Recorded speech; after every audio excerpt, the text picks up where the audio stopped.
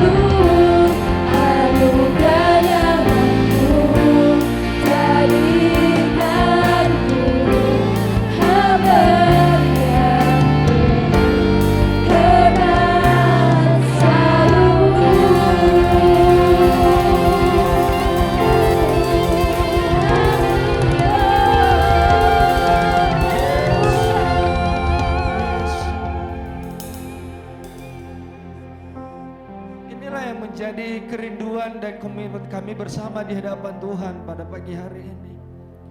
Kami mau Yesus semakin besar dan kami semakin kecil. Dan kami mau mengikut Yesus seumur hidup kami, dan itu yang menjadi kesukaan hati kami Tuhan. Dan Tuhan tolong kami untuk terus mengikut Engkau di dalam segala hal, dalam keadaan dan situasi apapun. Dan kami mohon, karena kami terbatas, berikan kami kekuatan Tuhan untuk terus iring Tuhan, ikut Tuhan, dan mengenal apa yang menjadi kehendak-Mu atas hidup kami. Bapa, terima kasih. Pagi hari ini kami siapkan seluruh hidup kami mendengarkan firman Tuhan. Amin. Nyatakan kehendak-Mu, nyatakan rencana-Mu lewat firman-Mu pagi hari ini bagi kami.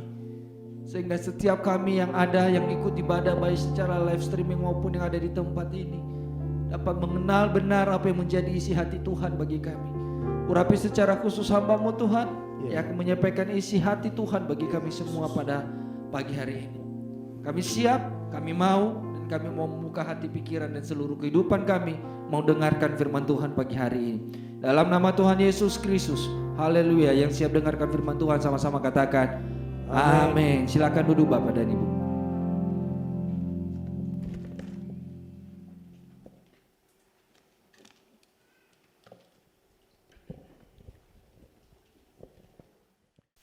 Puji Tuhan. Selamat pagi saudara sekalian. Firman Tuhan sesungguhnya mempunyai peran yang luar biasa dalam kehidupan kita. Firman Tuhan yang membuat kita punya iman. Firman Tuhan juga yang membuat kita mengenal Tuhan Yesus, mengenal Allah. Dan firman Tuhan juga yang membuat kita menjadi orang yang diubahkan di dalam hidup baru. Firman Tuhan sesungguhnya punya peran yang luar biasa di dalam kehidupan saudara dan saya. Tapi mengapa banyak orang, mungkin tidak termasuk kita, yang tidak mengalami peran kuasa firman Tuhan ini? Saudara tahu bahwa ketika Allah menciptakan isi dunia ini, menciptakan alam semesta ini, Allah menciptakannya dengan firman Tuhan. Allah berfirman, maka jadilah. Firman itu mengandung kuasa, sudah tidak perlu kita sangsikan lagi. Tapi mengapa seringkali ada orang-orang yang tidak mengalami kuasa firman Tuhan? Bahkan firman Tuhan tidak berperan di dalam kehidupannya. Mari kita buka terlebih dahulu Yakobus 1 ayat 21.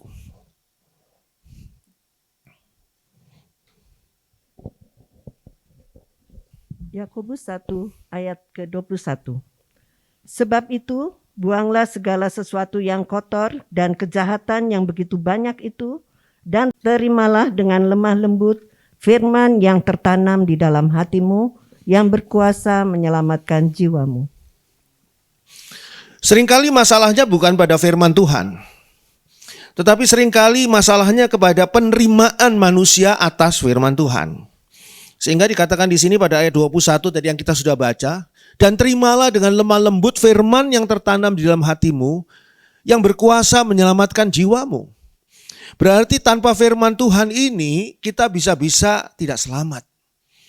Karena firman Tuhanlah yang membuat kita mengerti bagaimana keselamatan itu bisa diterima oleh manusia. Firman Tuhan itu punya kuasa yang seharusnya bisa berperan dalam kehidupan kita.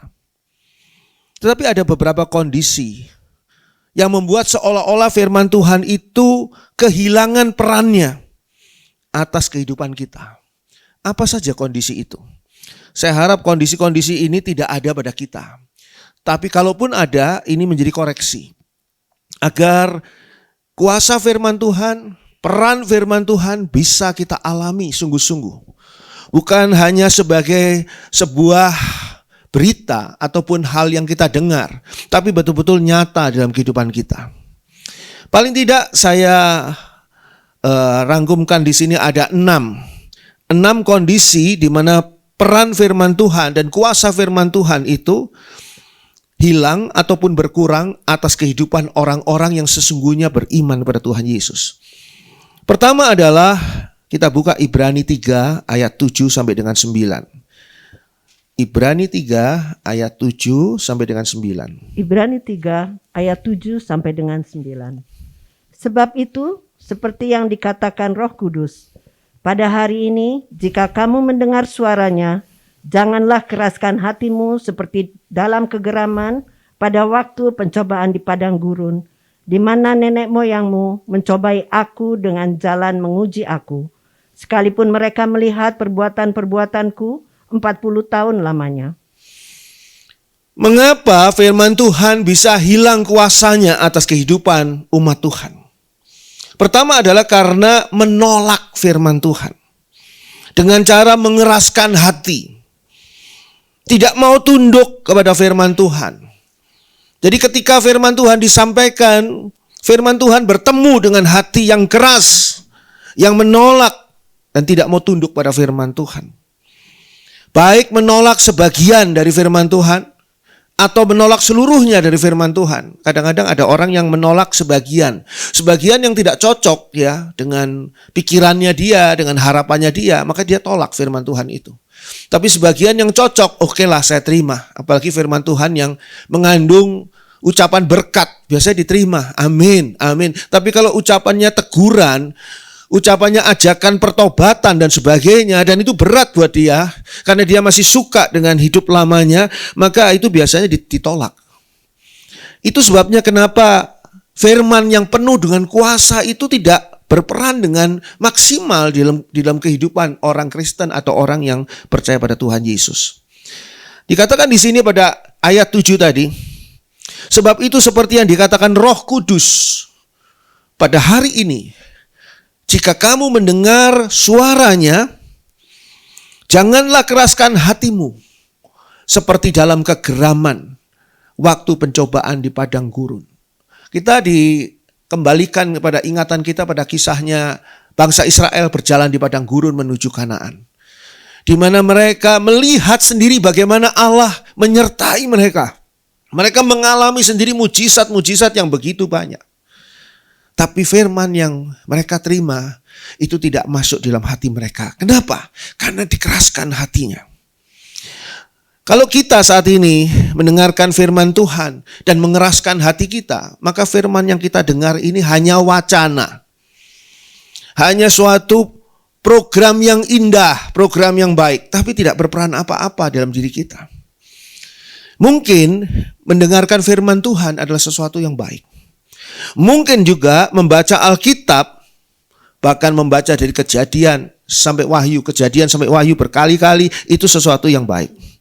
Mungkin juga hafal beberapa ayat firman Tuhan adalah sesuatu yang baik. Tapi kalau di dalam hatinya ada argumentasi yang tidak setuju dengan firman Tuhan, argumentasi yang menolak firman Tuhan dengan analisa dan pikirannya yang pandai dalam tanda kutip menurut pikirannya dia sendiri. Ada pikiran-pikiran yang mengubahkan firman Tuhan. Firman Tuhan harusnya enggak begini, harusnya begini, tambahi sama dia, dikurangi sama dia, sesuai dengan apa yang dia pikirkan. Dia ubah firman Tuhan itu. Atau kalau yang sekolah teologi, yang punya latar belakang studi firman Tuhan, menginterpretasikan firman Tuhan secara salah. Saudara lihat berapa banyak ya hamba-hamba Tuhan yang saya yakin mereka juga latar belakangnya sekolah teologi, entah sekolah di mana, tapi sekolah teologi. Mereka menginterpretasikan secara salah firman Tuhan. Kenapa secara salah? Karena tidak sesuai dengan apa yang dipikirkan oleh Allah, apa yang dimaksudkan oleh Allah ketika berfirman. Ada nasihat pada waktu saya masih studi firman Tuhan dulu, studi di teologi, di sekolah teologi dulu dinasihatkan begini. Lebih aman kalau kalian itu berkhotbah berdasarkan perikop. Jadi kalau berdasarkan perikop itu satu cerita pasti tidak akan melenceng kemana-mana. Karena sudah ada ceritanya, sudah ada perikopnya. Satu bagian dari katakanlah bagian kitab suci pasal sekian, kitab ini pasal sekian, ayat sekian sampai sekian, itu perikop. Jangan kalau mengambil satu ayat kadang-kadang lepas dari konteks. Dan dibuktikan oleh dosen pada waktu itu, ya betul juga. Memang sih kadang-kadang ayat yang diambil bisa lepas dari konteks. Pertanyaannya sekarang, apa ayat yang diambil terlepas itu selalu lepas dari konteks? Tidak selalu. Kalau si hamba Tuhan itu tahu konteksnya. Kalau si hamba Tuhan itu tahu kaitannya, apa yang dimasukkan dengan hal itu, maka tidak akan lepas dari konteks. Jadi yang terpenting adalah si hamba Tuhan itu tidak menginterpretasikannya secara salah, lalu mengambil ayat begitu saja dan diinterpretasikan menurut versinya sendiri. Jelas itu lepas dari konteks. Firman Tuhan itu pikiran Allah loh. Itu pikiran Allah yang dituangkan dalam bentuk katakanlah lisan, kata-kata atau tertulis. Itu bukan pikiran manusia. Bagaimana manusia ini mau mengubahkan firman Tuhan? Yang pertama adalah karena menolak firman Tuhan, mengeraskan hati, tidak mau tunduk pada firman Tuhan. Itu yang membuat kehilangan peran firman Tuhan dalam hidupnya. Yang kedua, Yesaya 55 ayat 10 dan 11. Yesaya 55 ayat 10 dan 11. Sebab seperti hujan dan salju turun dari langit dan tidak kembali ke situ, melainkan mengairi bumi, membuatnya subur dan menumbuhkan tumbuh-tumbuhan, memberikan benih kepada penabur dan roti kepada orang yang mau makan, demikianlah firmanku yang keluar dari mulutku. Ia tidak akan kembali kepadaku dengan sia-sia, tetapi ia akan melaksanakan apa yang kukehendaki dan akan berhasil dalam apa yang kusuruhkan kepadanya. Mengapa firman Tuhan kehilangan peran? Atau kuasanya tidak berlaku atas hidup orang-orang Kristen yang harusnya percaya pada Tuhan Yesus. Yang kedua adalah karena menganggap firman Tuhan itu hanya teori. Teori yang tidak bermanfaat. Jangan-jangan juga menganggap bahwa Tuhan itu sendiri adalah sebuah teori. Tuhan itu adalah sebuah konsep. Tidak benar-benar ada. Dikonsepkan oleh manusia, tidak benar-benar ada. Firman Tuhan hanya sebuah teori yang tidak bermanfaat. Kisah-kisah Alkitab dianggap dongeng. Kisah-kisah Daud melawan Goliat itu adalah mitos. Dianggapnya adalah cerita rakyat. Ketika disampaikan tentang cerita bagaimana Allah menciptakan dunia ini, oh ini cerita rakyat dan sebagainya.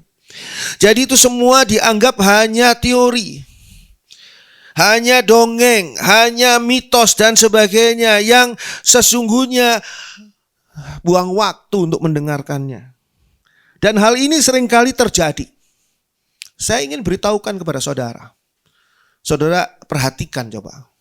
Semua arahan, saudara pernah nggak dapat arahan? Semua arahan, misalnya begini arahan itu. Saudara ingin pergi ke suatu tempat tapi saudara tidak tahu alamatnya. Alamatnya saudara punya tapi saudara nggak tahu di mana arahnya. Saudara bertanya sama orang di pinggir jalan. Dan orang ini kebetulan tahu, Pak ini di mana? Oh Anda terus saja, nanti lurus gini. Itu semua adalah teori kalau belum dilaksanakan. Jadi teorinya saya bisa sampai ke tempat itu kalau saya maju terus, nanti sekian meter ada perempatan belok kanan dan seterusnya. Arahan dari Google atau Waze itu semua teori. Kalau apa? Kalau belum dilaksanakan. Saudara pernah tahu nggak petunjuk? Petunjuk bagaimana caranya memasang atau merakit lemari ini yang knockdown. Beli lemari knockdown, cuma satu dus kepeng gitu, saudara bawa sampai di rumah ada petunjuknya, bagaimana cara merakitnya. Itu petunjuk cuma teori. Kalau belum dilaksanakan. Kalau sudah dilaksanakan ya nggak jadi teori. Jadi apa? Jadi pengalaman. Jadi sesuatu yang saudara alami. Saudara bisa merakit lemari tadi tanpa bantuan siapa-siapa berdasarkan petunjuk ini. Saudara tahu himbauan. Himbauan bahwa ya saudara kadang-kadang terima dari TikTok atau yang lain, himbauan bagaimana cara hidup sehat. Makanan yang sehat tuh seperti apa? Kalau saudara punya keluhan begini, sebaiknya begini. Inilah latihan kaki yang paling baik. Itu himbauan. Itu semua teori. Sebelum apa? Sebelum saudara lakukan. Kalau saudara lakukan, baru terus badan saudara sehat, kaki saudara yang kemarinnya linu-linu jadi hilang linunya dan sebagainya. Nah, itu baru sebuah kenyataan. Semua peraturan adalah teori. Sebelum hal itu benar-benar dipatuhi, dijalani. Peraturan bermain bulu tangkis, ada garis batasnya. Keluar dari sana berarti ya out. Saudara belum mengalaminya sebelum saudara betul-betul mematuhi peraturan itu. Kalau saudara sekarang main bulu tangkis, mau keluar dari garis, enggak out. Mau lolos ya, kadang-kadang kalau main bulu tangkis itu suka raketnya itu tiba-tiba kesannya bolong gitu. Jet, kita mukul tapi lewat gitu kan koknya itu lewat gitu kan. Nah, kalau saudara mau bikin peraturan sendiri, peraturan yang tadi itu jadi cuma teori yang tidak perlu diikuti. Semua hal yang belum dijalankan itu teori. Pengajaran misalnya, pengajaran yang ada. Makanya kenapa orang suka, apa sih gunanya sih saya ini belajar fisika, belajar kimia, apa sih gunanya? Apa sih manfaatnya belajar biologi waktu saudara SMP, SMA? Mungkin karena memang masih teori. Tapi ketika fisika, kimia dan yang lain-lain itu menjadi basic dari ilmu yang kemudian saudara kembangkan di perguruan tinggi sehingga saudara bisa mencari pekerjaan, istilah kasarnya mencari makan lah dengan ilmu itu, baru saudara tahu, oh yang dulu di SMP itu kita sebut teori itu ternyata enggak loh. Setelah apa? Setelah saudara jalankan. Setelah saudara lakukan. Semua ilmu apapun juga itu teori kalau belum dilaksanakan. Adalah hanya teori yang tidak bermanfaat. Saya beritahu pada saudara. Kalau saudara sekarang karena ingin melangsingkan badan saudara dan ingin menjadi sehat, lalu saudara membeli perangkat untuk latihan sendiri di rumah. Katakanlah begitu ya. Latihan lari ya pakai alat itu atau sepeda statis dan sebagainya. Saudara beli karena saudara punya uang. Saudara taruh di rumah saudara. Apakah saudara jadi langsing? Apakah saudara jadi sehat? Tidak akan. Sebelum saudara pakai peralatan itu untuk saudara latihan. Alat itu ada, tapi tidak ada gunanya. Mahir berbahasa Inggris dalam waktu 1 minggu, saudara beli bukunya. Setelah beli bukunya, saudara taruh di rumah dan ketutup dengan buku lain dan saudara tidak pernah buka buku itu. Apakah dalam 1 minggu saudara mahir berbahasa Inggris? Tidak akan. Sebelum saudara buka buku itu dan saudara pelajari. Itu semua cuma teori kalau kita belum jalankan. Jadi saya beritahu pada saudara, kalau ada yang mengatakan bahwa firman Tuhan itu cuma teori, itu karena dia belum melaksanakannya. Karena dia belum melakukannya. Karena dia belum mematuhinya. Karena dia belum menjalankannya. Firman Tuhan itu cuma teori. Dan kalau saudara dengar khotbah siapapun juga, termasuk pengkhotbah dunia, saudara dengarkan, khotbahnya luar biasa dan saudara puji-puji luar biasa, Anda itu khotbahnya luar biasa, memang luar biasa, tapi nggak ada gunanya. Sebab apa? Sebab tidak dijalankan, sebab tidak dipatuhi, sebab tidak dianggap. Jadi firman Tuhan yang saudara dengar itu tinggal teori. Jadi kalau saudara mengatakan, aduh ini firman Tuhan kok kayak cuma teori saja, itu karena saudara belum menjalankan. Bukan yang bawakannya yang keliru, yang bawakannya sudah betul. Cuma sekarang masalahnya dijalankan atau enggak, dilakukan atau tidak. Saudara tidak bisa klaim ke penjual alat-alat olahraga tadi, datang lagi saudara di sana, ini badan saya masih enggak langsing-langsing, ini saya badan masih enggak sehat-sehat, saya mau kembaliin ini barang ini, apa ini, bohongi saya. Bukan salahnya barang itu, karena saudara tidak mau melakukan olahraga itu. Saudara cuma beli tapi tidak dilakukan. Itu adalah teori. Jadi mengapa firman Tuhan kehilangan peran kuasa firman Tuhan, manusia atau kita atau sebagian orang kehilangan peran kuasa firman Tuhan? Pertama, karena mengeraskan hati, menolak firman Tuhan, tidak mau tunduk pada firman Tuhan. Yang kedua adalah menganggap firman Tuhan itu hanya teori. Padahal firman Tuhan itu sepasti hujan. Dikatakan oleh firman Tuhan tadi yang baru kita baca ayat 10. Sebab seperti hujan dan salju turun dari langit dan tidak kembali ke situ, melainkan mengairi bumi, membuatnya subur dan menumbuhkan tumbuh-tumbuhan, memberikan benih kepada penabur dan roti kepada orang yang mau makan. Demikianlah firmanku yang keluar dari mulutku, kata firman Tuhan. Ia tidak akan kembali kepadaku dengan sia-sia, tetapi ia akan melaksanakan apa yang ku kehendaki dan akan berhasil dalam apa yang kusuruhkan kepadanya. Kecuali mereka yang tidak mau melakukan firman Tuhan, tidak mau melaksanakan firman Tuhan, tidak mau mematuhi firman Tuhan. Firman Tuhan hanya ditinggal sebagai teori yang tentu tidak menghasilkan apapun. Yang ketiga, Kisah Para Rasul 2 ayat 39. Kisah Para Rasul 2 ayat 39. Sebab bagi kamulah janji itu, dan bagi anak-anakmu, dan bagi orang yang masih jauh, yaitu sebanyak yang akan dipanggil oleh Tuhan Allah kita.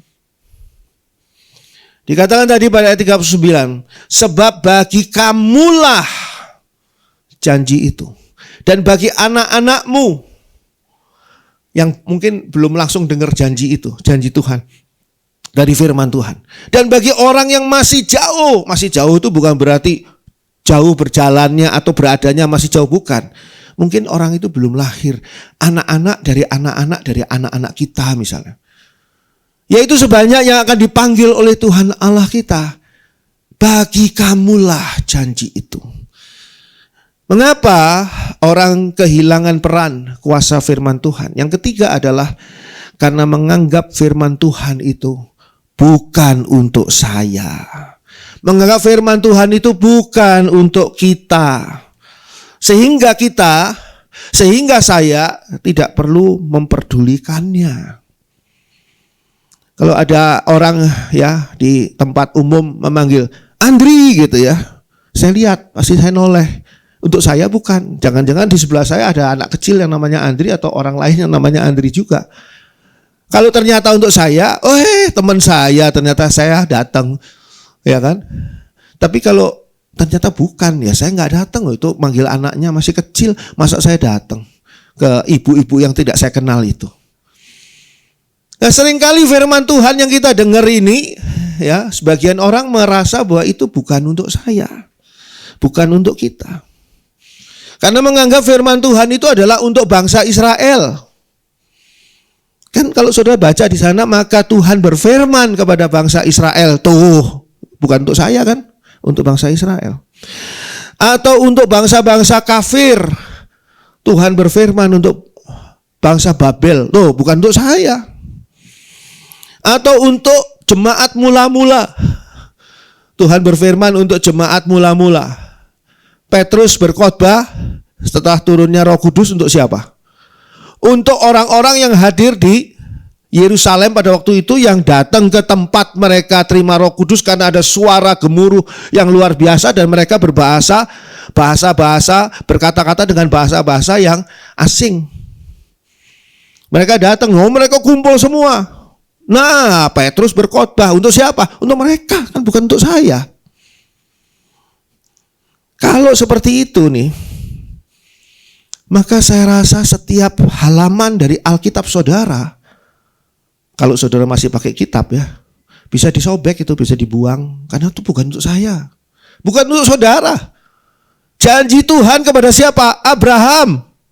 Janji diberkati, ya itu kan Abraham, bukan saya. Janji Tuhan atau teguran Tuhan untuk Daud. Daud ditegur oleh Tuhan melalui Nabi Nathan karena dosanya. Itu kan Daud. Saya juga berbuat dosa yang sama seperti Daud, tapi itu teguran Tuhan atas lewat Nabi Nathan itu untuk Daud, bukan untuk saya. Ada firman Tuhan yang untuk Daniel. Bukan untuk saya, untuk Daniel kok itu. tentang akhir zaman untuk siapa? Untuk Daniel, bukan untuk saya. Kenapa saya mesti pusing? Ada firman Tuhan untuk Petrus, ada firman Tuhan untuk Paulus. Bukan untuk saya. Saya beritahu pada saudara, hari-hari ini ada banyak hamba-hamba Tuhan yang mengatakan begini, tidak perlu memberikan persepuluhan, karena persepuluhan itu untuk orang Israel. Orang Israel pun tidak perlu memberi persepuluhan, karena persepuluhan itu harusnya dibawa kemana? Ke bait Allah. Bait Allahnya mana? Hancur, tinggal tembok ratapan sebelah barat. Jadi apa? Persepuluhan itu bukan untuk kita. Jadi kita nggak harus persepuluhan, katanya begitu. Ini hamba Tuhan loh. Saya yakin sekolah teologi dia. Tapi dia menganggap ada firman Tuhan yang hanya untuk orang-orang perjanjian lama. Dan hanya firman Tuhan untuk gereja mula-mula, bukan untuk kita. Lah kalau gitu dibuang saja Alkitab kita ini, semuanya bukan untuk kita. Enggak ada nama di situ, "Hai Andri, bertobatlah," enggak ada.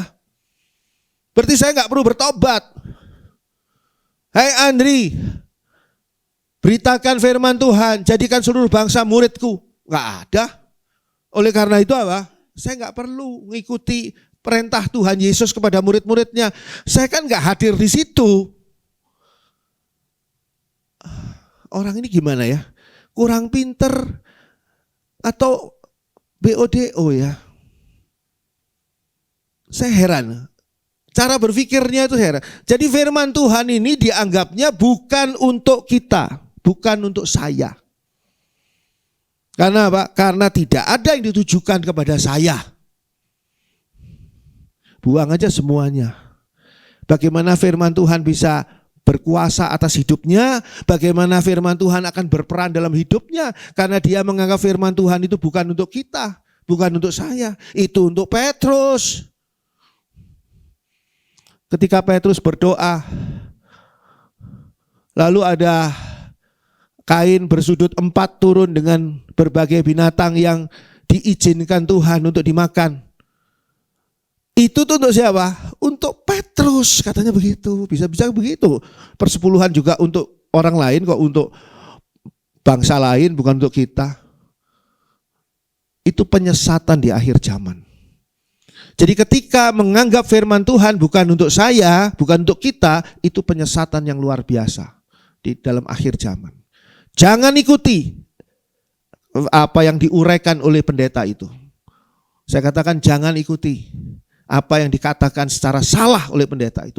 Firman Tuhan ini seluruhnya untuk kita, untuk saudara dan saya. Firman Tuhan ini adalah untuk menuntun kita, untuk membimbing kita.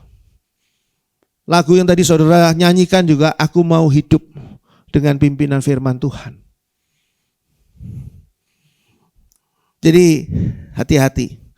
Ada firman Tuhan yang dipahami secara salah. Mengapa kehilangan peran kuasa firman Tuhan? Pertama adalah karena menolak firman Tuhan. Dengan keras hati, dengan mengeraskan hati, tidak mau tunduk pada firman Tuhan. Yang kedua adalah menganggap firman Tuhan itu hanya teori. Dan yang ketiga adalah karena menganggap firman Tuhan itu bukan untuk saya, tapi untuk Abraham, untuk Musa, untuk bangsa Israel, bukan untuk saya. Yang keempat, Mazmur 119 ayat 160. Mazmur 119 ayat yang ke-160. Dasar firman-Mu adalah kebenaran, dan segala hukum-hukum-Mu yang adil adalah untuk selama-lamanya. Dalam Mazmur 119 ayat 160. Dasar firman-Mu adalah kebenaran. Itu sebabnya tidak ada kebenaran yang lebih benar dibandingkan dengan firman Tuhan. Dunia memberikan kebenaran versi dunia. Tapi kebenaran yang sebenar-benarnya adalah firman Tuhan. Segala hukum-hukum-Mu yang adil adalah untuk selama-lamanya. Apa yang keempat? dalam kehilangan peran kuasa firman Tuhan karena menganggap firman Tuhan itu salah. Firman Tuhan itu salah. Ada banyak orang yang rajin mencoba membuktikan bahwa firman Tuhan itu salah. Karena apa? Karena tidak sesuai dengan zaman sekarang. Firman Tuhan itu sudah kuno. Mana ada firman Tuhan yang di dalam tahun 2023 tertulis di kitab suci Alkitab? Enggak ada. Firman Tuhan itu kuno, tidak sesuai dengan zaman sekarang, tidak sesuai dengan masyarakat zaman sekarang yang hidupnya dengan kemajuan teknologi yang luar biasa. Ketika diberi nasihat jangan merokok, mana ada ayatnya? Enggak ada ayatnya kan? Itu adalah orang-orang yang menganggap firman Tuhan itu salah. Saya beritahu pada saudara, banyak sekali dosa-dosa yang hari ini muncul baru yang dulu tidak ada. Disebut di sana firman Tuhan misalnya dikatakan, jangan kamu memakai narkoba. Ada ayatnya? Enggak ada kan? Jadi boleh narkoba.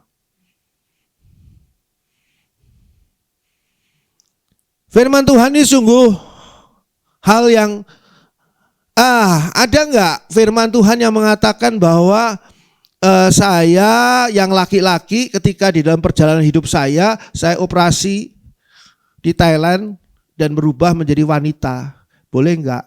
Enggak boleh. Ada? Enggak ada ayatnya. Kalau nanti ditunjuk ayat, oh itu sih interpretasinya pendeta itu aja. Rokok merusakkan tubuhmu adalah bait Roh Kudus. Nah, itu disambung-sambungkan sama pendetanya. Mana rokok enggak ada. Jadi membuktikan bahwa firman Tuhan itu salah. Kalau salah itu jangan diikuti, gitu kan? Tapi dasar firmanmu, ayat 160 tadi, adalah kebenaran. Kebenaran tidak pernah salah. Orang juga berpikir mengapa firman Tuhan itu salah. Karena firman Tuhan mau diterapkan untuk kita bangsa Indonesia pada hari ini. Padahal firman Tuhan perjanjian lama itu adalah untuk bangsa Yahudi. Sedangkan perjanjian baru adalah untuk bangsa-bangsa di Asia kecil. Gereja-gereja mula-mula. Bukan untuk kita. Luar biasa kan? Firman Tuhan jadi tidak bisa berbicara di sektor mana-mana, sektor politik pertentangan antara China dengan Amerika Serikat. Ada gitu di firman Tuhan? Enggak ada. Makanya ini salah firman Tuhan ini. Yang adanya itu masalah ya kuno-kuno lah. Babel lah, Raja Asyur lah, aduh masa kuno-kuno sekali. Jadi firman Tuhan ini tidak perlu diikuti. Karena kita anggap firman Tuhan itu salah, kuno. Makanya dia kehilangan peran kuasa firman Tuhan. Dan banyak terjemahan Alkitab, saudara kan tahu, saya sering kali memakai New International Version. Ada versi-versi lain King James Version, New King James Version, Jerusalem Bible. Ada banyak sekali loh versi-versi Alkitab. Saya punya beberapa versi Alkitab. Yang itu terjemahannya tidak sama kadang-kadang satu dengan yang lain. Tidak sama apalagi kalau dibandingkan dengan bahasa aslinya. Ibrani, Yunani. Ibrani seringkali nggak ada huruf hidupnya. Jadi terjemahannya kadang-kadang bisa ini bisa itu. Bahkan ada ayat-ayat yang ya saya nggak siapkan di sini karena tidak ingin membahas ini. Yang mengatakan bahwa domba yang gemuk akan dipelihara. Di versi lain, domba yang gemuk akan disembelih. Oh, bedanya jauh kan? Makanya firman Tuhan itu salah. Karena ada banyak terjemahan Alkitab yang tidak sama satu dengan yang lain, dengan apalagi dengan naskah aslinya. Sehingga banyak versinya. Karena itu firman Tuhan tidak berperan dalam hidup orang itu. Karena dia tiap kali terima firman Tuhan, dia pikirannya adalah salah. Salah ini. Ini adalah hal yang sangat-sangat merusakkan khususnya pada jemaat di akhir zaman. Di akhir zaman, dekat waktunya dengan akhir dari segala sesuatu, kita tuh sangat membutuhkan Tuhan lebih daripada waktu-waktu yang lalu. Kita sangat membutuhkan Tuhan. Justru pada saat kita membutuhkan Tuhan, pikiran kita, perasaan kita dikacaukan dengan menolak firman Tuhan. Dengan berbagai alasan tadi. Terbawa oleh pikiran kita sesuatu yang, ini pasti gak benar nih. Saya lagi dibohongi oleh pendeta. Apalagi terus viral, ada pendeta-pendeta yang hidupnya mewah, istrinya hidup mewah, keluarganya hidup mewah. Ya kalau orang lain diberkati kenapa mesti iri hati? Pendeta itu bisa mewah, bisa keluar negeri, bisa pakai tas yang mahal, Hermes dan sebagainya. Karena apa? Karena jemaatnya juga ribuan. Nah pendeta-pendeta yang jemaatnya cuma beberapa orang, lalu itu pendeta mewah-mewahan, nggak benar dia menjual ayat-ayat hanya untuk menipu jemaatnya. Jemaatnya apa orang bodoh atau orang gila? Mau ditipu? Nggak mungkin. Dia punya jemaat ribuan begitu, semuanya bodoh, semua orang bodoh kumpul di gereja itu. Itu iri hati. Iri hati. Kenapa ya dia kok dikasih 5 talenta, saya kok cuma 2 talenta? Nggak jalan tuh orang, nggak diberkati. Pasti. Mikiri berkatnya orang lain. Kalau orang lain dikasih 5 talenta, ya puji Tuhan, biarkan itu urusannya dia. Tanggung jawabnya dia lebih besar. Dengan 5 talenta, tanggung jawabnya dia kepada Tuhan yang mempercayakannya lebih besar ketimbang yang dipercayai 2 talenta atau 1 talenta. Kalau yang 2 talenta ini mikirkan yang 5 talenta, dia enggak mengupayakan 2 talenta ini, enggak jadi apa-apa. Seperti orang yang dipercayai 1 talenta. Lah cuma 1, dikubur aja deh. Saya bayangkan kalau talenta itu sama dengan jemaat. Ya cuma punya 1 jemaat, jemaat itu dikubur aja dah. Nah itu adalah satu hal ya. Yang kadang-kadang orang itu tidak menjalankan firman Tuhan sebagaimana mestinya. Nah kalau dia sebagai hamba Tuhan punya rasa iri hati terhadap pendeta lain yang diberkati Tuhan.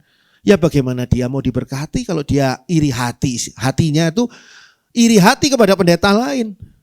Harusnya ngucap syukur dong. Gereja itu ribuan jemaatnya, berarti ada ribuan orang yang percaya Tuhan Yesus di dalam gereja itu. Belum gereja lain. Gereja lain ribuan juga, puji Tuhan. Berarti ada sekian banyak orang yang percaya Tuhan Yesus. Nah di sini kita bisa melihat sesungguhnya apakah firman Tuhan berperan tidak dalam hidup seseorang, termasuk pada hamba Tuhan. Apakah firman Tuhan itu betul-betul nyata tidak, berperan tidak, berkuasa tidak atas diri seseorang yang sudah terima firman Tuhan, atau tidak berkuasa. Yang kelima, Mazmur 119 ayat 105. Mazmur 119 ayat yang ke-105. Firman-Mu itu pelita bagi kakiku dan terang bagi jalanku. Jadi bagaimana peran firman Tuhan? Orang yang tidak punya firman Tuhan, orang yang punya firman Tuhan tapi tidak menggunakannya, gelap hidupnya. Karena dikatakan di sini, firman-Mu itu pelita bagi kakiku. Dia punya pelita, tapi disimpan di rumah. Nggak dipakai ketika dia jalan, ya gelap buat kakinya dia. Dia bisa terperosok ke tengah-tengah lubang selokan got di tengah-tengah kota yang tutupnya dicuri orang. Dia bisa serut masuk karena tidak ada pelitanya. Atau dikatakan di sana dan terang bagi jalanku.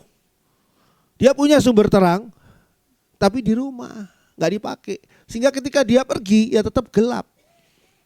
Orang yang tidak punya firman Tuhan akan gelap hidupnya. Serba nggak tahu apa-apa. Gimana ya? Saya bingung tuh milih pekerjaan. Saya bingung tuh milih tinggal di mana. Saya milih calon pasangan saya juga bingung.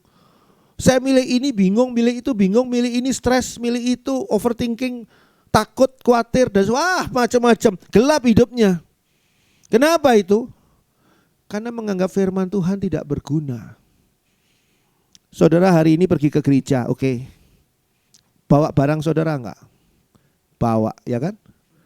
Saudara bawa barang saudara kan? Di tas saudara, di kantong saudara. Apa saudara bawa barang yang tidak berguna? Mungkin saudara di rumah tuh punya gergaji, saudara bawa enggak? Saudara punya di rumah itu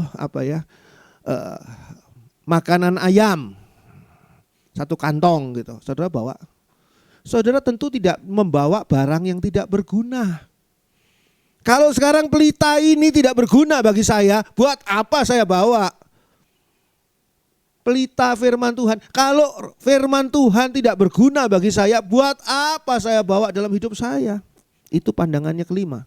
Menganggap firman Tuhan tidak berguna. Mengapa firman Tuhan tidak berguna? Ini rangkuman. Rangkuman dari nomor 1 sampai nomor 4 tadi. Karena hatinya menolak firman Tuhan. Keras. Mengeraskan hati. Tidak mau tunduk pada firman Tuhan. Ditambah lagi dengan menganggap firman Tuhan hanya teori. Yang ketiga, menganggap firman Tuhan itu bukan untuk saya, untuk orang lain. Yang keempat adalah menganggap firman Tuhan itu salah. Karena itu firman Tuhan udah jelas tidak berguna. Buat apa dibawa dalam hidup saya? Meskipun dikatakan pada Mazmur 119 ayat 105 tadi, firman-Mu itu pelita bagi kakiku dan terang bagi jalanku. Ya tapi kan firman Tuhan ini saya tolak karena saya keras hati. Dan ini hanya teori ini. Firman-Mu itu pelita bagi kakiku dan terang bagi jalanku. Teori. Dan ini firman Tuhan untuk siapa? Coba kita buka. Oh, ini untuk orang perjanjian lama, bukan saya. Saya belum lahir pada waktu itu. Dan firman Tuhan ini salah, pasti salah ini. Gak mungkin gak salah-salah, ini mungkin salah terjemahan lagi. Mungkin di versi bahasa aslinya gak begini. Sehingga apa? Ini firman Tuhan tidak berguna. Sehingga saya tidak mau bawa firman Tuhan ini. Menganggap rendah, underestimate firman Tuhan. Menganggap rendah firman Tuhan. Kalau saudara menganggap rendah firman Tuhan, saudara tidak akan memperhatikan firman Tuhan. Pada saat hamba Tuhan di sini berkhotbah berapi-api, saudara malah keluar. Telepon dulu sama teman, iya nih lama banget tuh si Pak Andri kalau khotbah. Orang lain mah di gereja lain cuma ya 20 menit khotbah, di sini 1 jam. Males banget. Aduh, tapi saya mesti masuk lagi ya. Ya udah dulu ya, nanti saya telepon lagi, masuk dia. Karena apa? Firman Tuhan gak berguna. Jadi menganggap rendah firman Tuhan. Kalau saudara menganggap firman Tuhan itu berguna, menganggap firman Tuhan itu penting banget, saudara akan berjuang untuk mendapatkan firman Tuhan. Itu yang terjadi di negara-negara seperti Korea Utara, China, di mana di sana ada tekanan untuk orang-orang Kristen. Saya rasanya pernah kirim videonya ke beberapa grup ya tentang hal itu. Firman Tuhan itu berguna sekali. Mereka tahu tidak? Mereka tidak punya Alkitab cetakan. Jadi ketika mereka pergi ke Korea Selatan, mereka menyalin pakai tulisan tangan.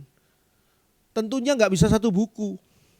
Paling-paling satu kitab saja di dalamnya, atau bahkan cuma 1 perikop. Dibawa ke sana, di dalam sana disalin ulang, nggak difotokopi. Kalau difotokopi ketahuan, ketangkep, dia bisa dibunuh. Disalin ulang. Apa yang dikatakan oleh, lah kalau firman Tuhan tidak berguna ngapain saya repot-repot begini? Kalau saudara nganggap firman Tuhan itu memang benar-benar sangat penting, saudara tidak akan lupa untuk baca Alkitab. Tidak akan lupa mendengarkan firman Tuhan. Saudara akan malah dengarkan ulang. Oh si Pak Andri kemarin sudah khotbah, saya ada bagian yang kurang jelas, saya dengarkan lagi. Kan bisa lewat YouTube. Saudara bisa cek lewat YouTube walaupun telat ya, YouTube-nya sekarang agak lama. Aduh selesainya, tapi ya maklum lah. Tapi yang lama-lama kan tetap firman Tuhan, betul nggak? Saya dengarkan lewat YouTube. Bisa saudara dengarkan ulang khotbahnya Pak Domingus, khotbahnya Pak Junius, ada di YouTube. Saudara dengarkan ulang kemarinnya khotbah Pak Domingus luar biasa, saya pengen dengar ulang, dengarkan lewat YouTube. Karena merasa itu sangat berharga. Ketika orang lain mau mengganggu, saya diam. Saya mau dengarkan firman Tuhan. Ketika ada yang telepon, saudara dengar firman Tuhan, nanti ya saya lagi dengarkan firman Tuhan. Saudara nggak mau diganggu, karena apa? Karena saudara menganggap ini penting, sangat berguna. Tapi saya nggak ngerti tuh Pak Andri. Loh, kalau saudara belum mengerti firman Tuhan, itu bukan berarti firman Tuhan itu tidak berguna. Kalau saudara belum bisa menjalankan atau menggunakan sesuatu, itu bukan berarti sesuatu tidak berguna. Ketika coba bongkar kelengkapan dari lemari knockdown tadi ya, dibongkar di tokonya, ini komplit nggak ya? Oh komplit, unit komplit. Tapi ini benda buat apa ya? Jangan saudara buang, bawa aja. Itu disertakan di dalam paket itu berarti ada gunanya. Cuma kita belum tahu. Nanti sampai di rumah baru gunanya buat ini. Ternyata ini alat buat buka ini. Sesuatu yang belum saudara mengerti atau sesuatu yang belum saudara bisa jalankan itu bukan berarti tidak berguna. Coba saudara perhatikan Roma 10 ayat 17.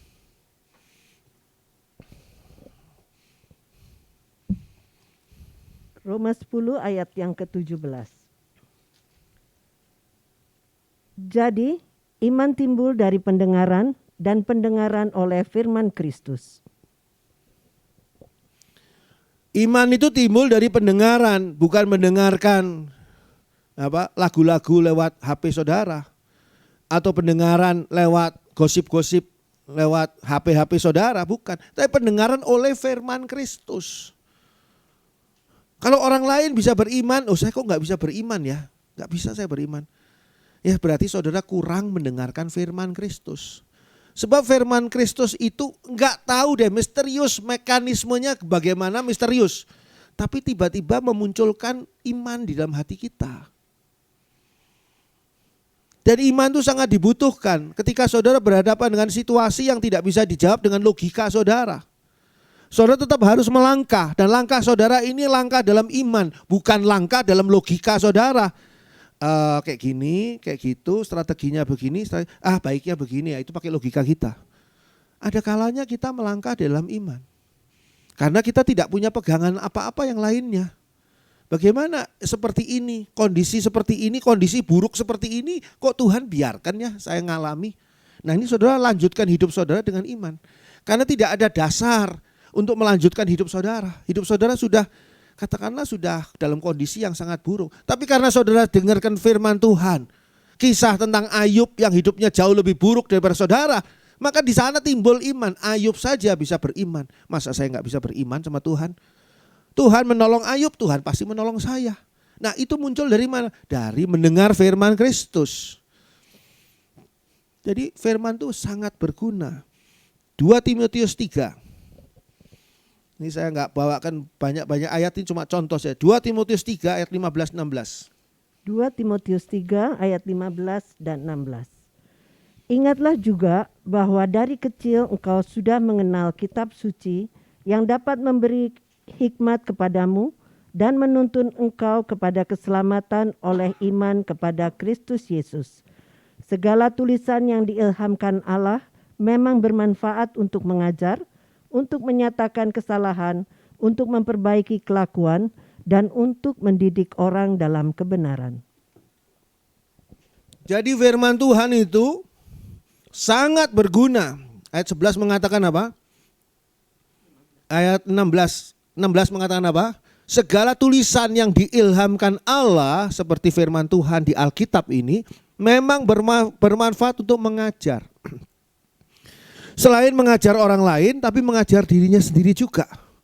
Untuk menyatakan kesalahan. Jangan pakai firman Tuhan hanya untuk menghakimi orang lain, tapi menyatakan kesalahan diri sendiri alias introspeksi. untuk memperbaiki kelakuan. Selain memperbaiki kelakuan orang lain, perbaiki juga kelakuan diri sendiri. Mendidik orang dalam kebenaran. Selain dipakai untuk mendidik orang dalam kebenaran, diri sendiri pun harus dididik dalam kebenaran. Firman Tuhan itu sangat berguna. Tapi orang menganggapnya tidak berguna. Karena apa? Karena mengeraskan hati. Karena menganggap firman Tuhan hanya teori. Karena menganggap firman Tuhan itu bukan untuk saya, untuk orang lain. Karena menganggap firman Tuhan itu salah, maka firman Tuhan tidak berguna. Tapi kalau saudara pelajari firman Tuhan sungguh-sungguh, hidup saudara akan diubahkan Tuhan. Akan hidup dalam kemenangan. Ingat, saudara punya Alkitab di rumah. Saudara punya Alkitab di HP saudara. Tidak ada gunanya kalau cuma saudara simpan dan tidak pernah saudara baca. Dibaca pun tidak ada gunanya kalau tidak pernah saudara lakukan dalam hidup saudara. Tidak pernah saudara nyatakan, implementasikan dalam hidup saudara, maka tidak ada gunanya. Yang keenam, yang terakhir. Mengapa ada orang kehilangan peran kuasa firman Tuhan? Ibrani 4 ayat 12. Ibrani 4 ayat yang ke-12. Sebab firman Allah hidup dan kuat dan lebih tajam daripada pedang bermata dua manapun. Ia menusuk amat dalam sampai memisahkan jiwa dan roh, sendi-sendi dan sumsum. Ia sanggup membedakan pertimbangan dan pikiran hati kita. Firman Tuhan itu dikatakan di sini hidup dan kuat, dan dikatakan lebih tajam dari pedang bermata dua manapun juga. Bermata dua artinya dua-dua sisinya tajam. Firman Tuhan itu mengkoreksi saudara, tapi firman Tuhan juga mengkoreksi saya. Jangan saudara kira bahwa ketika hamba-hamba Tuhan menyampaikan firman Tuhan yang disampaikan itu tidak mengoreksi dirinya. Mengkoreksi dirinya. Mengoreksi siapapun yang mendengar dan membuka hatinya untuk mau dikoreksi oleh Tuhan. Ia menusuk amat dalam sampai memisahkan jiwa dan roh. Memisahkan antara emosi dengan kondisi roh yang nyata. Memisahkan antara pikiran yang bisa melayang-layang kemana saja dan bisa mengembang kemana saja dengan roh saudara. Sendi dan sumsum. Ia sanggup membedakan pertimbangan dan pikiran hati kita. Sehingga firman Tuhan ini itu mengkoreksi bukan hanya untuk pendengar, tapi untuk yang membawakannya juga. Nah, yang keenam ini, mengapa orang kehilangan peran kuasa firman Tuhan? Karena menganggap bahwa yang menyampaikan firman Tuhan itu sendiri tidak dapat melakukannya. Allah ngapain dengerin firman Tuhan dibawakan oleh Pak Andri? Pak Andri sendiri nggak bisa melakukannya kok. Memang betul, orang yang membawakan firman Tuhan harus bisa melakukannya. Ada teman saya yang dengan semangat berkhotbah kepada jemaatnya, jangan merokok. Dia sendiri selesai makan merokok.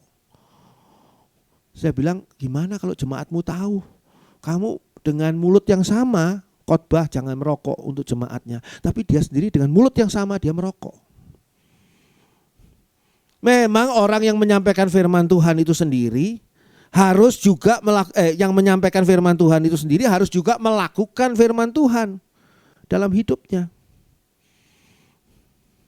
Tapi itu sebetulnya urusan orang itu. Kalau sekarang hamba Tuhan nih mengatakan bertobat, jemaatnya bertobat. Tapi hamba Tuhannya sendiri tidak bertobat. Gimana? Ya hamba Tuhannya akan kehilangan keselamatan. Sama seperti mereka-mereka calo-calo yang Cicahem, dia sendiri nggak naik angkot Cicahem itu. Ya tetap dia di kebun kelapa. Kan gitu kan. Karena dia nggak naik, orang yang lain naik semua, nurut. Kalau sekarang firman Tuhan disampaikan oleh pendeta itu katakan bertobat, jemaatnya bertobat, jemaat itu yang selamat. Diselamatkan oleh pertobatan di dalam Tuhan Yesus Kristus. Hamba Tuhan tadi ketinggalan. Di mana? Di kebun kelapa. Itu adalah urusan masing-masing, urusan pribadinya. ketika dia tidak menjalani firman Tuhan. Memang harusnya dia menjalani.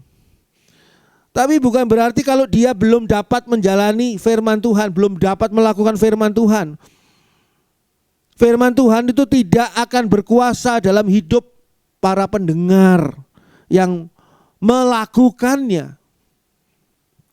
Bileam itu bukan orang Yahudi. Dan Bileam tuh masih, para ahli masih bingung, Bileam itu sesungguhnya nyembah Allah atau enggak sih? Gitu. Allahnya bangsa Israel. Apakah Bileam itu menyembah Allah atau enggak? Ingat ya Bileam ya, kisah Bileam. Tapi ketika Bileam disuruh oleh Tuhan berkati bangsa Israel, Bileam memberkati bangsa Israel. Pertanyaannya sekarang, apakah berkatnya Bileam ini berlaku untuk bangsa Israel ini? Berlakulah, walaupun Bileam itu katakanlah sekarang jeleknya masih kafir. Kalau ada hamba Tuhan, ya hidupnya masih belum bertobat, selesai khotbah dia memberkati jemaatnya, diberkati jemaatnya.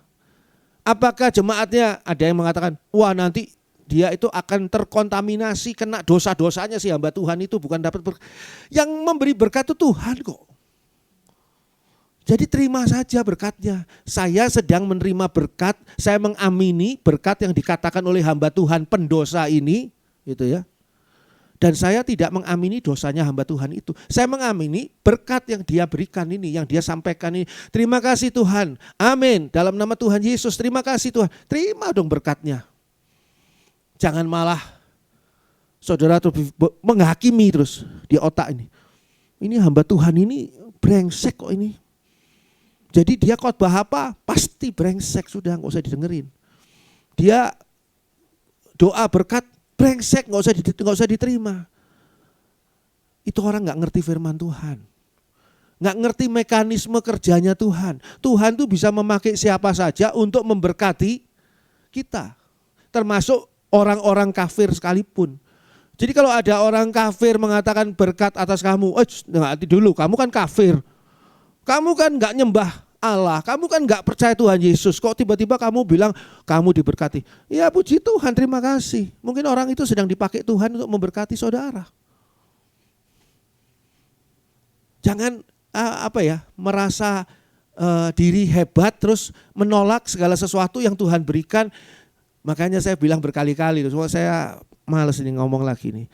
Makan lempernya, buang bungkusnya. Kalau Tuhan ngasih lemper yang enak tapi bungkusnya jelek, ya buanglah. Tapi kenapa sih Tuhan mesti kasih bungkus yang jelek? Ini kan harusnya Tuhan bisa dong bikin bungkus yang menarik. Iya bisa, tapi Tuhan mau lihat saudara dewasa rohani atau enggak. Mau lempernya atau mau bungkusnya? Kalau saudara makan lempernya dan juga simpan bungkusnya, saudara cuci bungkusnya, saudara bingkai figura di ruang tamu, ini bungkus lemper yang saya kemarin beli di Amerika Serikat. Ya terserah saudara, tiap-tiap orang ada gilanya masing-masing memang. Tapi saya beritahu pada saudara, seseorang yang belum pernah ke Amerika Serikat, tapi dia bisa bercerita tentang Amerika Serikat, itu bukan berarti ceritanya dia fiksi dan bohong. Walaupun dia belum pernah. Saudara gak bisa ngomong, Anda ini ngomong banyak tentang Amerika Serikat, Anda sendiri belum pernah pergi ke Amerika Serikat. Ya siapa tahu dia itu justru adalah ya guru dosen di bidang sejarah Amerika Serikat. Sangat menguasai tentang Amerika Serikat. Ya dia bisa cerita banyak. Gak usah harus pergi ke sana. Kalau dia pergi ke sana alangkah lebih baiknya. Begitu juga saudara tidak perlu memikirkan, pendeta ini sendiri menyampaikan firman Tuhan, dia sendiri tidak bisa melakukan. Itu urusan dia sama Tuhan. Firman Tuhannya benar sesuai dengan firman Tuhan yang aslinya, sudah saudara terima. Bungkusnya saudara buang. Tempat sampahnya ada di belakang sana. Jadi jangan untuk pendeta siapa kok saudara buang ke tempat sampah, jangan. Jadi ada 6 hal yang membuat orang kehilangan peran kuasa firman Tuhan. Pertama adalah karena orang itu menolak firman Tuhan dengan mengeraskan hati dan tidak mau tunduk. Yang kedua adalah menganggap bahwa firman Tuhan hanya teori. Yang ketiga adalah menganggap firman Tuhan itu bukan untuk saya, tapi untuk orang lain. Yang keempat adalah menganggap firman Tuhan itu salah. Yang kelima adalah menganggap firman Tuhan itu tidak ada gunanya, tidak berguna. Dan yang keenam adalah menganggap bahwa yang menyampaikan firman Tuhan itu saja tidak dapat melakukannya, kok nyuruh-nyuruh saya melakukannya. Nah, ini yang membuat orang itu tidak mengalami peran akan firman Tuhan dalam hidupnya. Tuhan memberkati kita semua. Puji Tuhan.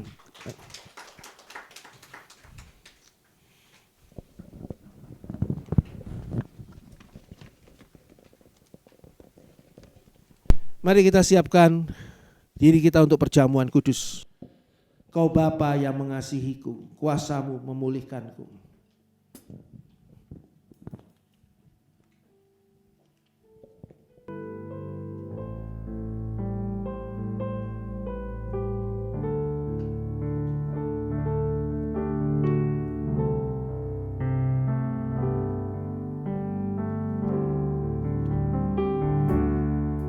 Kau Bapa yang mengasihiku, kuasa-Mu memulihkanku,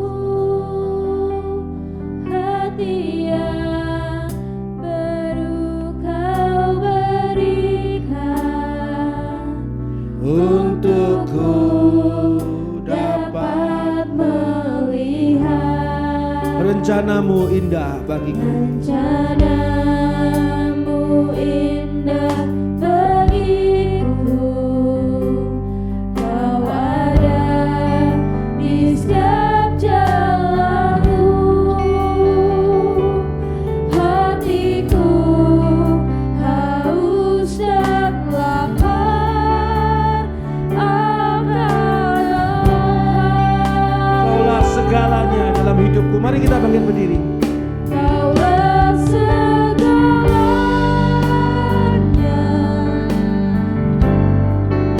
di dalam hidupku. Haleluya. Terima kasih Tuhan. Kerajaanmu, kebenaran-Mu, itu bagianku.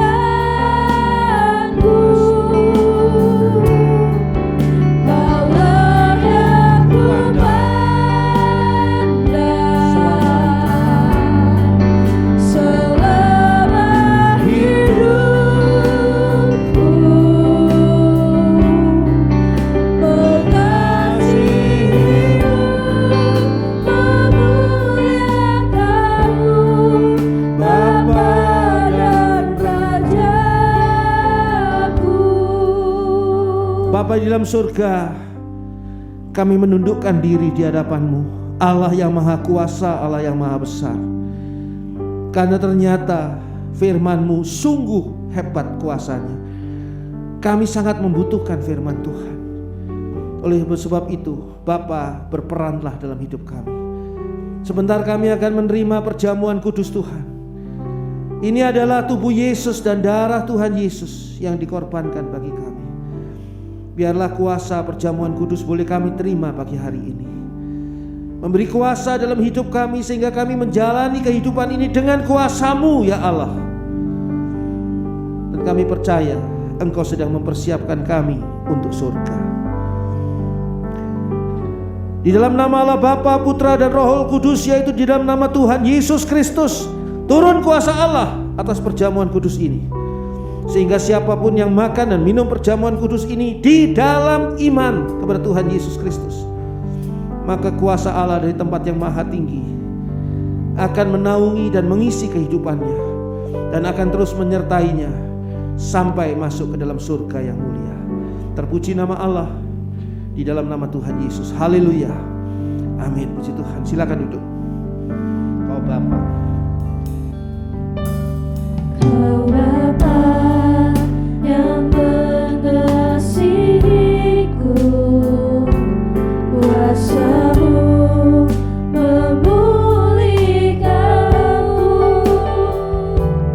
hati yang baru Kau berikan untukku dapat melihat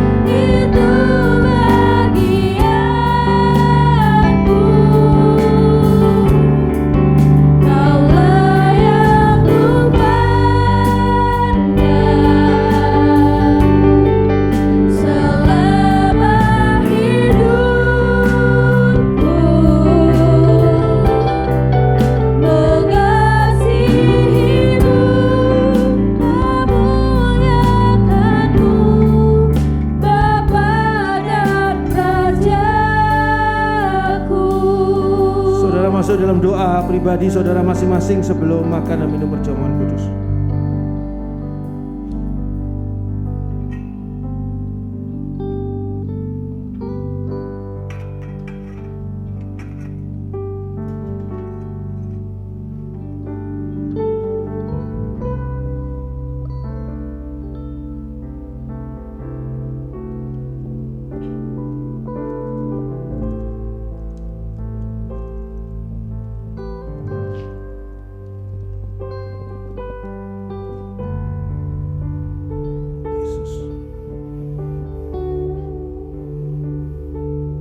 Kaulah segalanya di dalam hidupku. Mari kita pakai berdiri. Kaulah segala. Mari angkat roti saudara. Begitu juga yang mengikuti live streaming, angkat rotimu. Hidupku, kerajaanmu, kebenaranmu, itu bagianku.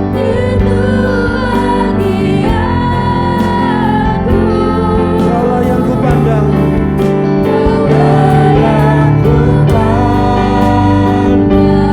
selama hidupku.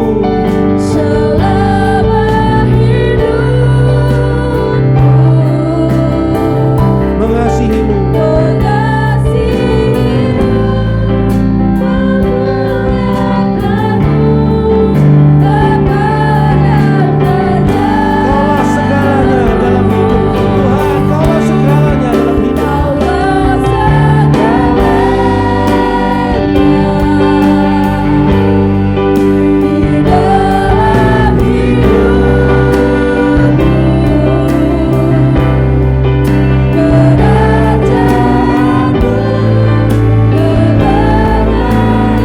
Itu bagianku.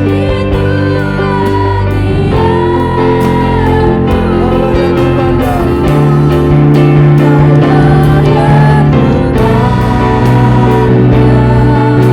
selama hidupku. Mengasihimu.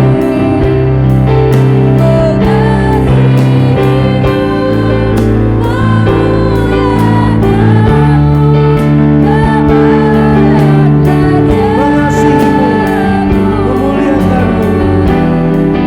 Mengasihimu, memuliakanmu.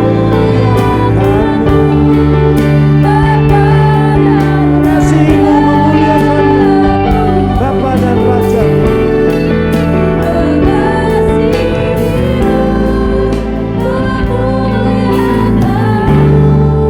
Bapa dan Rajaku.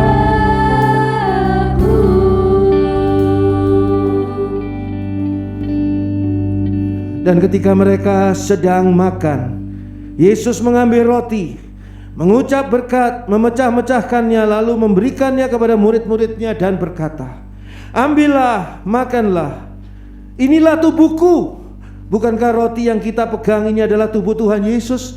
Amin. Makanlah di dalam iman kepada Tuhan Yesus.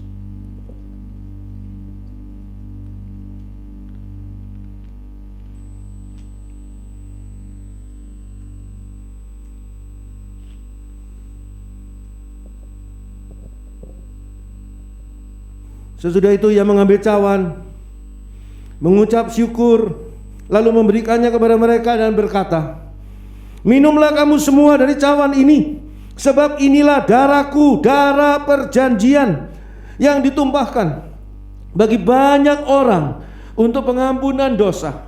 Bukankah anggur di dalam cawan yang kita pegang ini adalah darah Tuhan Yesus? Amin. Minumlah di dalam iman kepada Tuhan Yesus.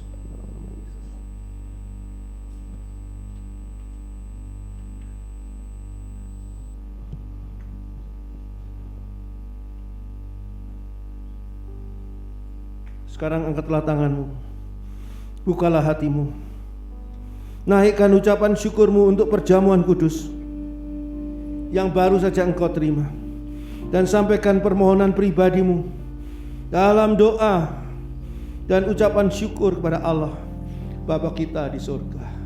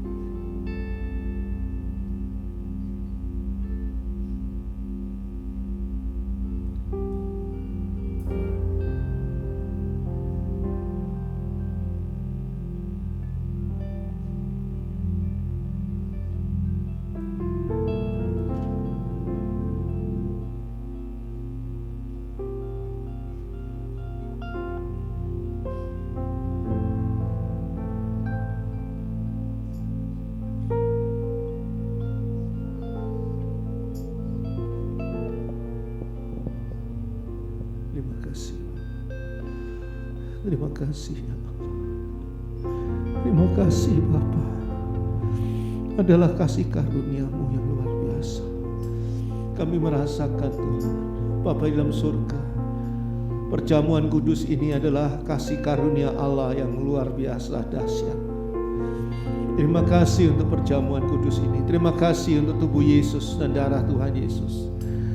Terima kasih karena Engkau Tuhan selalu memperdulikan kami, selalu mengasihi kami.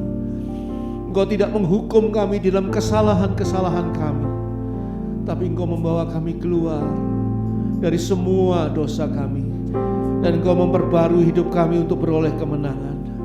Sekarang Tuhan, biarlah hidup kami boleh dikuasai oleh kuasa perjamuan kudus ini yang menuntun kami dalam hidup sehari-hari kami sesuai dengan firman Tuhan. Kami mau menghidupkan firman Tuhan di dalam kehidupan kami sehari-hari, karena firman Tuhan itu sangat berarti bagi kami. Ampuni kami ya Bapa jika kami sering menyepelekan firman Tuhan. Ampuni kami kalau kami sering mengabaikan firman Tuhan. Ampuni kami Tuhan, karena hidup kami celaka ketika kami jauh dari firman Tuhan. Kami mau Tuhan, hidup kami kembali digembalakan di dalam firman Tuhan.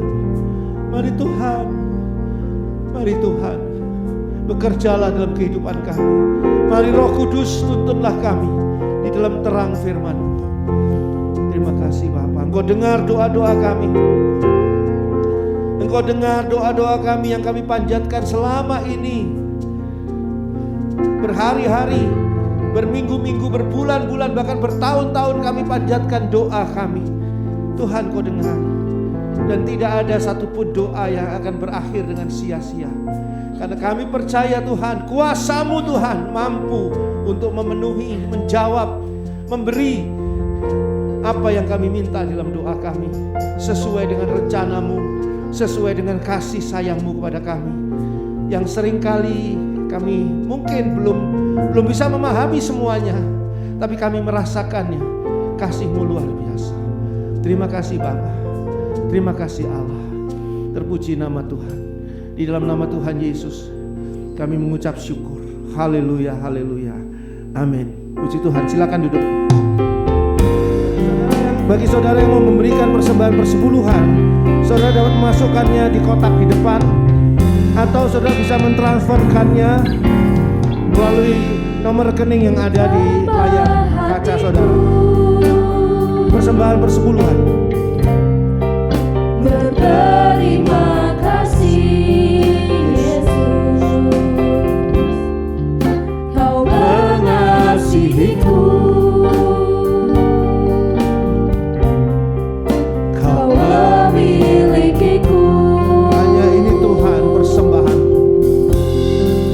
Hanya ini Tuhan persembahanku, segenap hidupku, jiwa dan ragaku.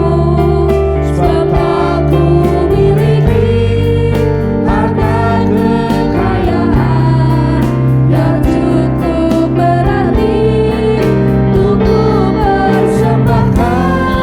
Hanya ini Tuhan permohonanku, terimalah Tuhan persembahanku.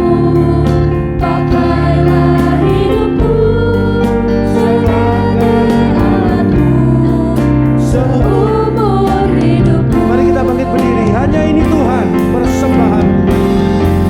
Hanya ini Tuhan persembahanku, segenap hidupku, jiwa dan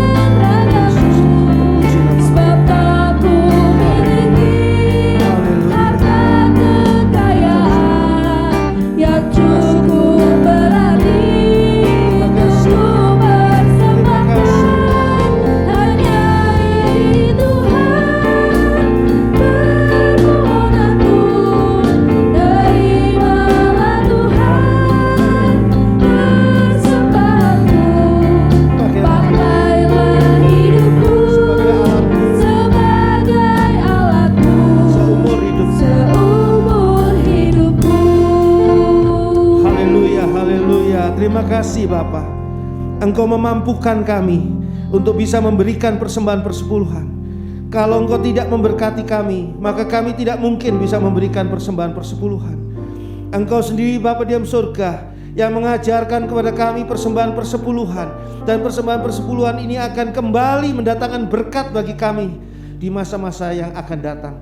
Kami percaya Tuhan, dengan kami menyampaikan persembahan persepuluhan, bukan berarti Tuhan membutuhkan uang kami, tetapi sesungguhnya Tuhan membutuhkan kepatuhan kami, bahwa kami mau sungguh-sungguh mau tunduk kepadamu Tuhan, sehingga persembahan persepuluhan ini sesuai dengan janji firman Tuhan akan Tuhan balas dengan berlipat kali ganda segala berkat yang akan Tuhan curahkan, dan tingkap-tingkap langit terbuka, dan semua berkat-berkat Tuhan akan kami terima.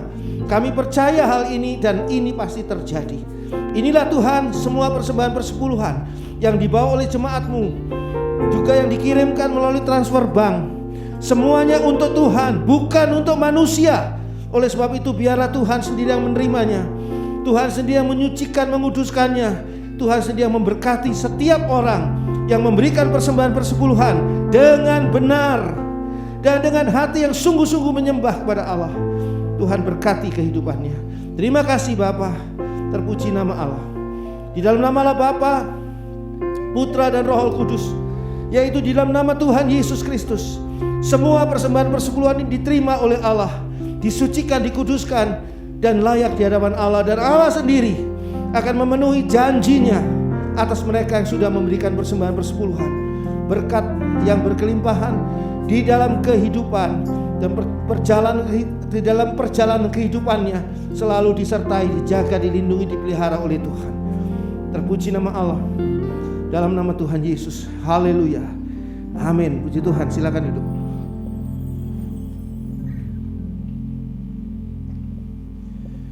Ya, ada beberapa pengumuman yang perlu disampaikan, yaitu pertama, setelah ibadah ini akan ada persekutuan The Lantern yang dilaksanakan onsite di gereja ini, dan juga ada fasilitas Zoom-nya juga, yaitu sharing saat teduh yang dibawakan oleh Evangelis Junius Gulo ya pada hari ini jam 10.30. Jadi di situ anak-anak muda ini akan sharing tentang ayat firman Tuhan, mungkin satu ayat atau beberapa ayat yang memberkati mereka selama beberapa waktu ini. Dan itu saya yakin pasti akan memberkati kita juga yang mau ikut serta di dalam acara ini. Lalu diingatkan juga bahwa akan ada sekolah Injil liburan dari Sinode Jawa Barat dan Banten.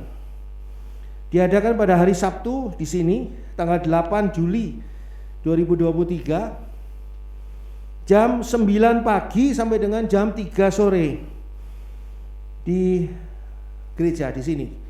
Dan ini akan diikuti oleh anak-anak kebaktian anak dari GPKDI di Bandung, Lembang. Karena tempat sekolah Injil liburan ini dibagi 3, satu di sini, satu lagi di Tangerang, dan satu lagi di Madiun untuk Jawa Timur. Jadi ada 3 yang jamnya sama. Lalu undangan juga untuk bisa hadir dalam persekutuan The Lantern pada minggu depan, yaitu tanggal 9 Juli. Ruang Kudus, saya akan membawakan Ruang Kudus, masih tentang manusia. Dan 10.30 saya harapkan ini benar-benar terjadi ya. Ini rencana, masih rencana, karena yang lalu tidak terjadi. 12.30 ya, melalui Zoom juga ada. Jadi bagaimana Tuhan saja ya. Kalau Tuhan mau terjadi, terjadilah. Tidak terjadi, ya tidak terjadi. Ya, tapi anak-anak The Lantern semua tahu bahwa firman Tuhan penting, sehingga mereka akan hadir di Ruang Kudus, kecuali yang pergi keluar kota. Lalu juga jangan lupa hari Jumat saya mengundang untuk acara Zoom memahami ayat-ayat Alkitab. Jam 7 malam lewat Zoom. Dan kita akan ngobrol santai tentang ayat-ayat Alkitab, pengertian-pengertian firman Tuhan. Saya akan memimpinnya, dan yang Jumat kemarin kelihatannya formasi itu cukup menarik sehingga sampai orang itu tidak mau berhenti gitu ya di dalam acara itu ya. Tapi terpaksa berhenti juga karena saya lapar sekali, terus terang. Jam 9 malam pasti berhentilah kita jam 9. Bagi jemaat yang membutuhkan untuk didoakan secara khusus, konsultasi bisa menghubungi saya. Begitu juga yang ingin menyampaikan persembahan khusus bisa dimasukkan di kotak persembahan khusus di dekat tempatnya Henis itu, atau lewat transfer bank. Jangan lupa juga ada, oh ya tadi saya lupa ngomong, jangan lupa juga ada Zoom anak-anak santai bersama kata. Itu jam hari Rabu jam 7 malam. Ini juga kadang-kadang walahu alam ini. Ya, tapi saya harap sih bisa terjadi lah. Lalu kebaktian anak akan ada setiap hari Minggu. Tadi tidak diumumkan lagi ya, setiap hari Minggu pasti ada kebaktian anak onsite di Violet 3. Ya, saya rasa itu saja. Tuhan memberkati kita semua.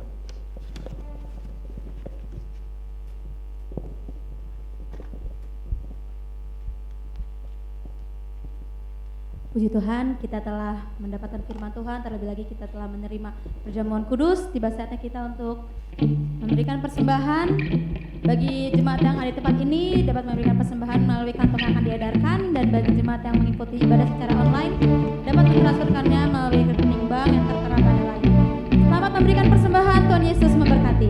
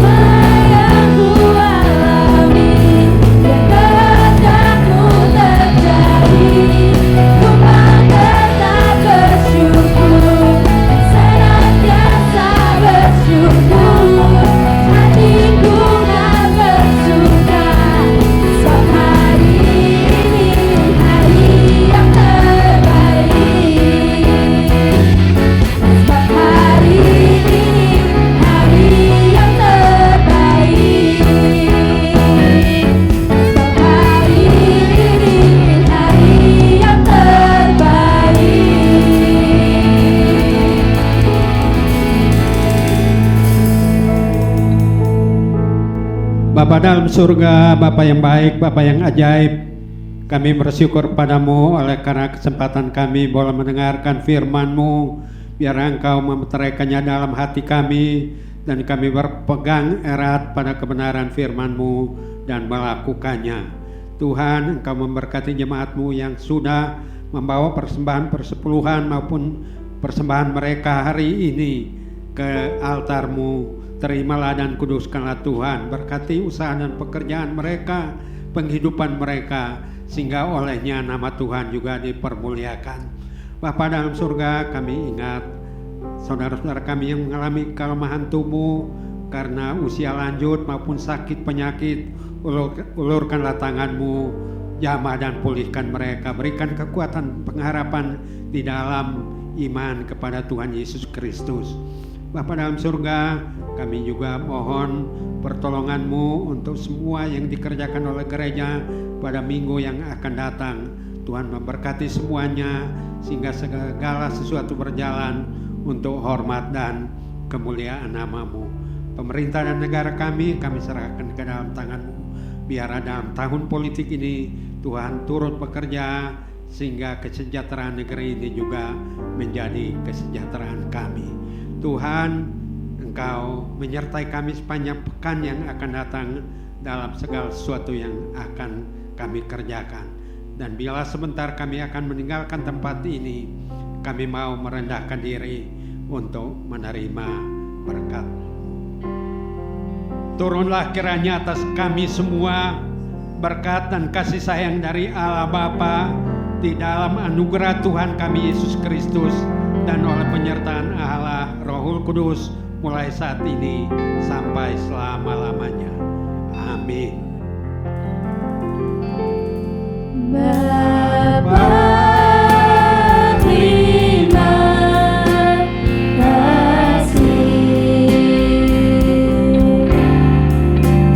Bapa, terima kasih.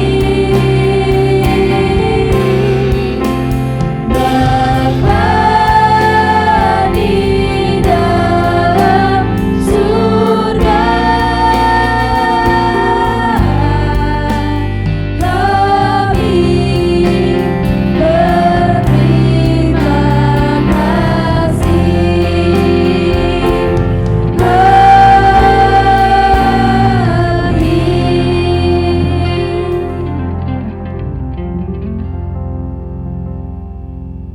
Selamat hari Minggu, Tuhan memberkati kita semua. Shalom.